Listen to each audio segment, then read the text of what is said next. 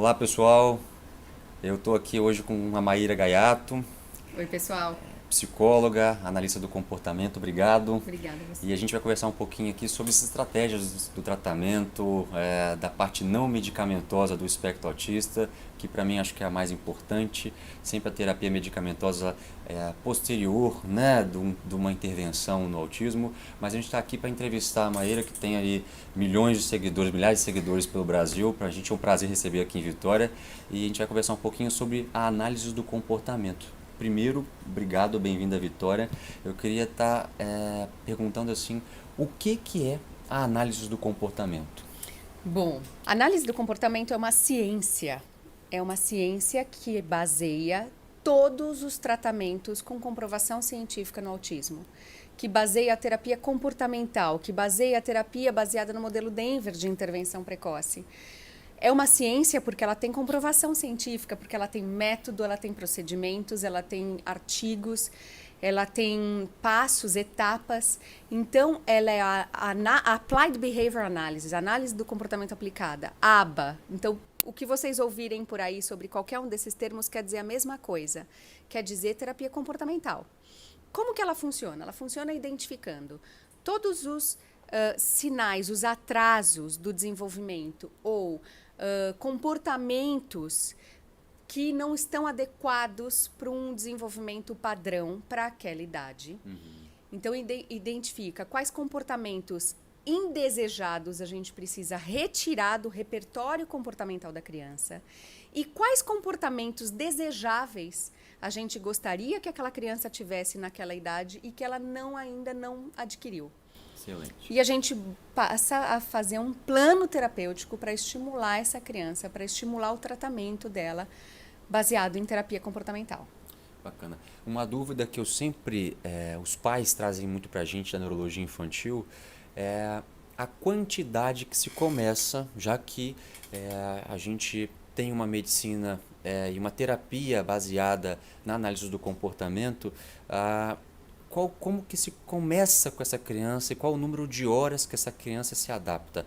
É a organização realmente do analista ou eu já posso estar pedindo inicialmente uma quantidade X de horas base para eu ter um tratamento mais efetivo? Já pode, de cara. A gente não pode perder muito tempo com o tratamento da criança. A gente já precisa, de cara, já precisa dizer, precisa de aba, precisa de terapia comportamental, precisa de no mínimo 15 horas semanais, que Isso são... é importante, 15 horas semanais, que é a base de É a começo. base. E a base do tratamento do autismo é a terapia comportamental.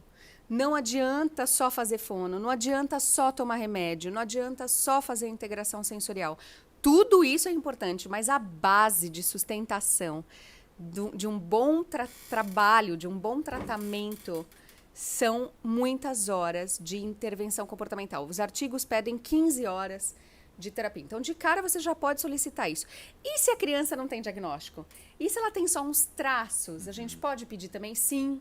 A gente pode e deve. A gente não precisa esperar esse atraso ficar gigantesco. A gente não precisa esperar ver, pagar para ver se vai ter um atraso superior ou inferior ao que a gente imagina. Se tem algumas coisas diferentes do que devia para aquela idade, já precisa de terapia comportamental. Sendo autismo, não Ou sendo não. autismo.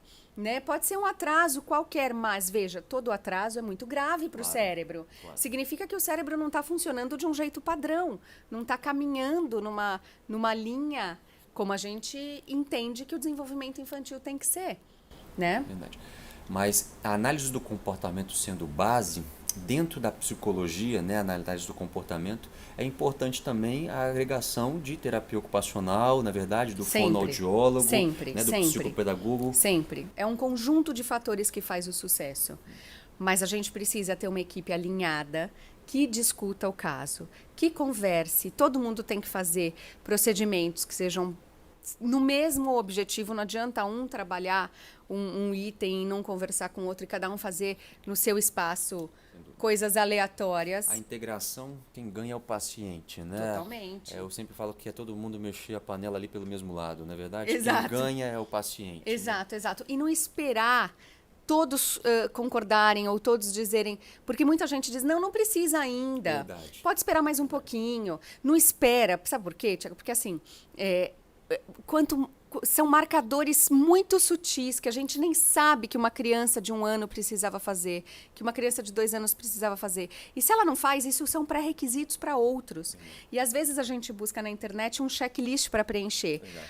Ah, deixa eu ver. Mas a minha criança olha nos olhos, ela imita, ela interage, sim, só que ela faz isso um pouquinho menos do que devia para a idade. Ela não é uma incapaz. Uma criança com autismo não é incapaz.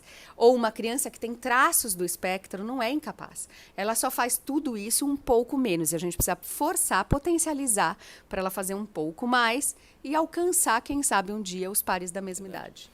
Então, assim, a análise do comportamento é a via de excelência, de base. É padrão ouro no tratamento No do autismo. mundo. No mundo, Né? no mundo. As Pra pesquisas terapia, já provaram né? isso. No espectro autista.